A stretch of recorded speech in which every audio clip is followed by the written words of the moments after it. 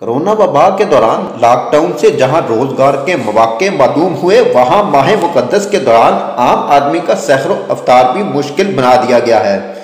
इन मुश्किल हालात में जो लोग अपने गरीब बहन भाइयों का ख्याल रखते हैं, वो अल्लाह ताला की तरफ से किसी नेमत से कम नहीं है। ऐसी ही दर्द दिल रखने वाली शाहदरा की मरूफ सियासी और समाजी शख्सियत सुहेल इकबाल चिश्ती हैं, जो वादे नहीं बल्कि अमली काम करते हैं, जिन्होंने माह मुकद्दस के दौरान 2 बार अपने गरीब, नदार और मुस्तहिक अफराद में राशन तकसीम किया।